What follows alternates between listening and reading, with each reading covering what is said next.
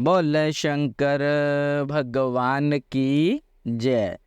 ब्राह्मण भोजन, प्रसाद भक्षण और श्री कृष्ण कीर्तन की महिमा। श्री भगवान कहते हैं, मार्गशीर्ष मास में कीर्ति युक्त भगवान केशव की पूर्वोक्त विधि से पूजा करनी चाहिए। जो प्रतिदिन एक बार भोजन करके समूचे मार्गशीर्ष को व्यतीत करता है और भक्ति पूर्वक ब्राह्मणों को भोजन कराता है, वह रोगों और पातकों से मुक्त हो जाता है। मानंद, अग्नि और ब्राह्मण दोनों ही मेरे मुख हैं, परंतु ब्राह्मण नामक मुख जैसा श्रेष्ठ है वैसा अग्नि नहीं है। अग्नि नामक मुख तो ब्राह्मण के अधीन है, परंतु ब्राह्मण स्वतंत्र है।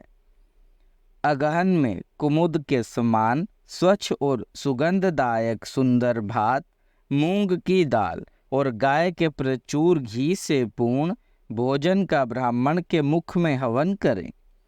चतुर्मुख मेरे भक्तों को मेरा प्रसाद भोजन करना चाहिए। वह पवित्र करने वाला तथा पापियों को भी मुक्त करने वाला है। इसलिए अन्न पानादि औषधि मुझको अर्पण करे और अशुद्ध को भी शुद्ध करने वाले उस प्रसाद को भक्ति पूर्वक भोजन करें। अन्य देवताओं का नैवेद्य न ग्रहण करे। अगहन के महीने में विशेष रूप से कृष्ण कृष्ण कहकर मेरा नाम लेना चाहिए। यह मुझे अत्यंत प्रसन्न करने वाला है। मेरी एक प्रतिज्ञा है जिसे देवता और असुर भी नहीं जानते। वह प्रतिज्ञा इस प्रकार है, जो मन, वाणी और क्रिया द्वारा मेरी शरण में आ जाता है वह यहाँ संपूर्ण लौकिक कामनाओं को प्राप्त कर लेता है और अंत में सर्वोत्कृष्ट वैकुंठ धाम में जाता है। जो हे कृष्ण हे कृष्ण हे कृष्ण ऐसा कहकर मेरा प्रतिदिन स्मरण करता है, उसे जिस प्रकार कमल जल को भेद कर ऊपर निकल आता है, उसी प्रकार मैं नरक से निकाल लाता हूँ। जो विनोद से, पाखंड से, मूर्खता से, लोभ से अथवा छल से भी मेरा भजन करता है, वह मेरा भक्त कभी कष्ट में नहीं पड़ता। मृत्यु काल उपस्थित होने पर जो कृष्ण नाम की रट लगाते हैं, वे यदि पापी हो तो भी कभी यमराज का दर्शन नहीं करते। पूर्व अवस्था में किसी ने संपूर्ण पाप किए हों, तथापि यदि वह अंतकाल में श्री कृष्ण का स्मरण कर लेता है तो निश्चय ही मुझे प्राप्त होता है।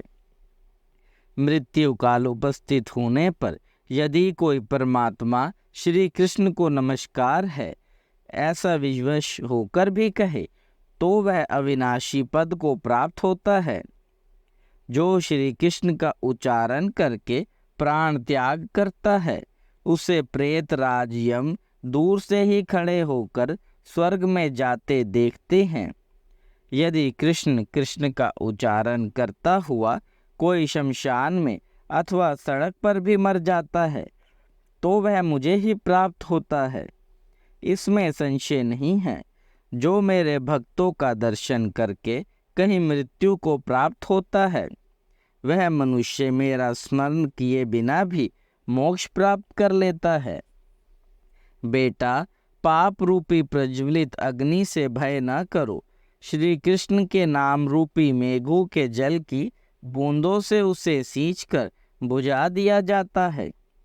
तीखे दाढ़ों वाली कलिकाल रूपी सर्प का क्या भय है। श्री कृष्ण के नाम रूपी ईंधन से उत्पन्न आग के द्वारा वह जलकर नष्ट हो जाता है।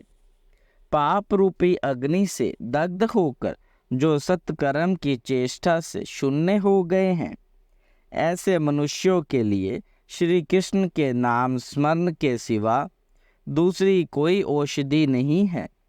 जैसे प्रयाग में गंगा, शुक्ल तीर्थ में नर्मदा और कुरुक्षेत्र में सरस्वती है, उसी प्रकार सर्वत्र श्री कृष्ण का कीर्तन सब पापों का नाश करने वाला है। संसार समुद्र में डूबकर जो महान पापों की लहरों में गिर गए हैं, ऐसे मनुष्यों के लिए श्री कृष्ण स्मरण की सिवा दूसरी कोई गति नहीं है।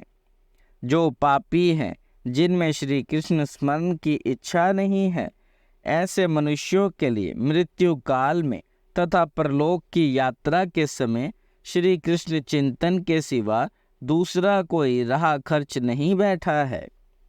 बेटा, जिस मंदिर में प्रतिदिन कृष्ण कृष्ण का कीर्तन होता है, वहाँ गया, काशी, पुष्कर और कुरुक्षेत्र सब तीर्थ हैं।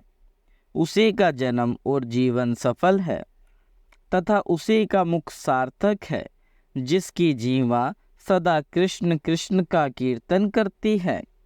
जिसने एक बार भी हरि इन 2 अक्षरों का उच्चारण कर लिया, उसने मोक्ष के लिए जाने को कमर कस ली है।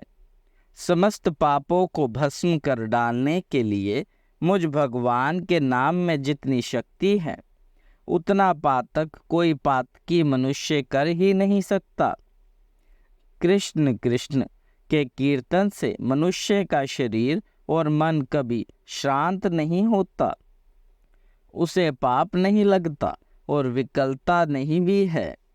जो श्री कृष्ण नामोच्चारण रूपी पथ्य का कलयुग में त्याग नहीं करता, उसके चित्त में राप पाप रूपी रोग नहीं पैदा होते।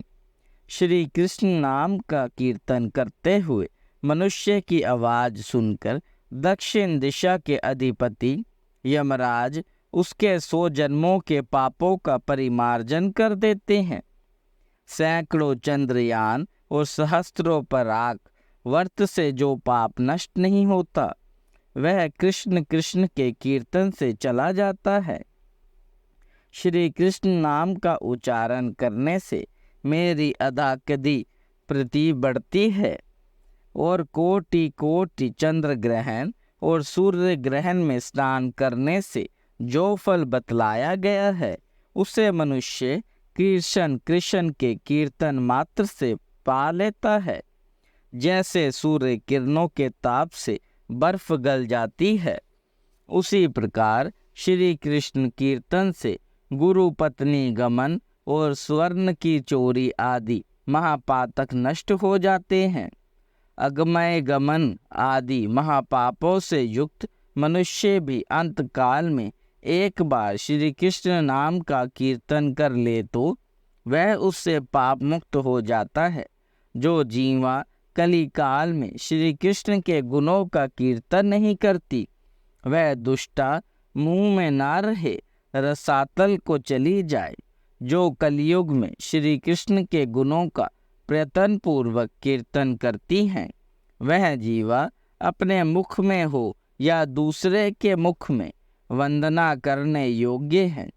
जो दिन रात श्री कृष्ण के गुणों का कीर्तन नहीं करते, वह जीवा नहीं, मुख में कोई पापमय लता है, जिसे जीवा के नाम से पुकारा जाता है।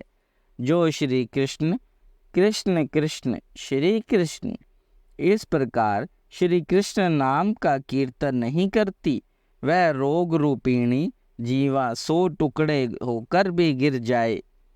जो श्री कृष्ण के नाम की इस महिमा का प्रातःकाल उठकर पाठ करता है, उसके लिए निश्चय ही मैं कल्याण दाता होता हूँ। जो तीनों संध्याओं के समय श्री कृष्ण के महात्म्य का पाठ करता है, वह जीते जी संपूर्ण कामनाओं को और मरने पर परम गति को पाता है।